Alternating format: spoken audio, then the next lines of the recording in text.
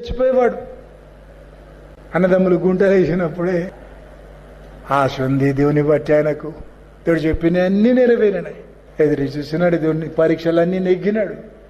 దేవుడు పలికిన వాగ్దానాలు స్వాతంత్రించుకున్నాడు కదా.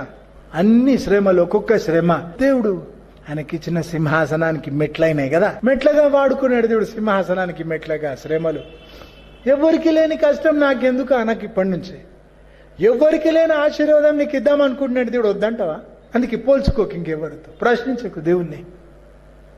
దేవుని ఆధిపత్యం ఒప్పుకొని జీవితంలో దేవుని అధికారం ఒప్పుకో, లోబడు. దేవుడు చెప్పినట్టు చెయ్యి. నీ చేతగాని వీళ్ళు అడుగు, దేవుని ఏం చేయాలి ప్రభు అడుగు, చెప్తాడు ఆయన. దేవుడు చెప్పినట్టు బ్రతుకు, గెలుస్తావు. ఇర్మియా 17:10. హృదయాలు పరిశోధిస్తాడట దేవుడు, ఎవరి క్రియలకు వారి ప్రతిఫలం ఇవ్వడానికి. యోగు అంటాడు, ప్రతి క్షణం ఎందుకు పరీక్షిస్తావు? ఎవరి క్రియల ఫలం వాళ్ళకి ఇవ్వడానికి ప్రతి క్షణం పరీక్షిస్తాడట దేవుడు.